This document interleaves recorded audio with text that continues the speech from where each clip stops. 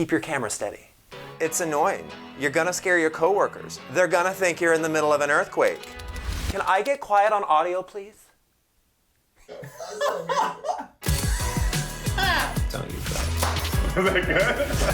Hello, everyone. Welcome to Fab Fridays. Let's do this.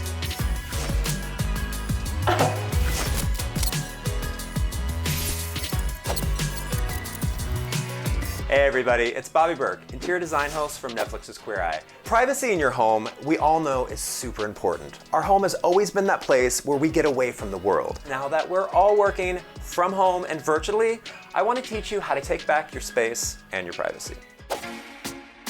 My first tip is to find a space where people can't walk behind you. See what I mean? That way you don't have to worry about your spouse or your roommates or your kids walking and interrupting your video call and disrupting your work. Curating the space behind you is very important as well. You want it to reflect your personality, but maybe not too much, because again, this is work. You don't have to use the same area for your video calls that you would for work. For your video call, you can use a chair, you can use a tripod, you can use your kids, make them hold your device. And if you're not wanting to fuss about what's going on behind you, do a virtual one. I've created a lot of really cool ones that you can get at bobbyburke.com. The wallpaper I used in Tyreek's apartment, or the wallpaper that's in Jonathan and Tan's glam room in the season 5 loft. Working in my office that I'm in right now. Either way, there's a lot of fun options to make working from home a whole lot easier. Another thing that's really important is camera angle. Making sure that your camera is up here, not down below looking up your nose, not up above looking down your shirt. Your most flattering angle is straight on. Not only are camera angles important, but the angles of your eyes are important. You don't want to be looking at yourself in the screen or looking at your coworkers on the screen if you're speaking. You want to be looking directly into the eyes of your coworkers, which is right there in that camera.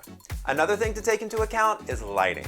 You never want to have your overhead lighting too bright. Either use a ring light. If you don't have a ring light, put a lamp next to your device, so that way your face is getting direct light instead of over or under light. If you can position your device in front of a window, that's going to be your best bet. Make sure that window though is in front of you and not behind you. When the windows are behind you, it's gonna backlight you and no one's gonna be able to see your beautiful face.